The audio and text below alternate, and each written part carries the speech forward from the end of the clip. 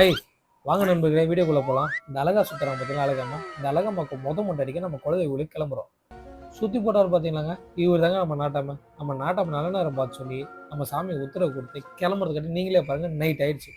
ஒரு வழியாக இவங்க எல்லாரையும் உட்கார வச்சு இருக்கிற ஜாமான் எல்லாத்தையும் உள்ளே பொறுக்கி போட்டு, உட்காருங்கடா சாமி, நான் கூட்டு போய் குலதெய்வ சாமியை காட்டுன்னு இவங்க எல்லாரையும் உட்கார வச்சு கூட்டு போகிற கொடுமை நீங்களே வந்து கோயிலில் வந்து பாருங்கள். அப்பாடா, ஒரு வழியாக காலைல கோயிலுக்கு வந்து இறங்கியாச்சுங்க. காணிக்கை சீட்டை வாங்கி முட்டடிக்கிற வேலையை பார்க்கலான்னு ஆரம்பிச்சேங்க.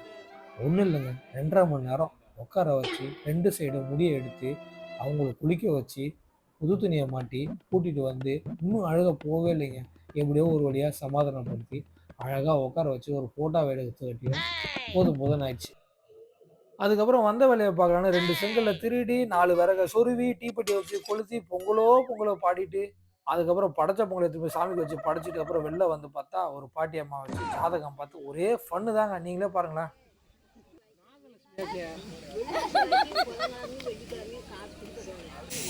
நல்லதா சொல்லிட்டேன், கெட்டது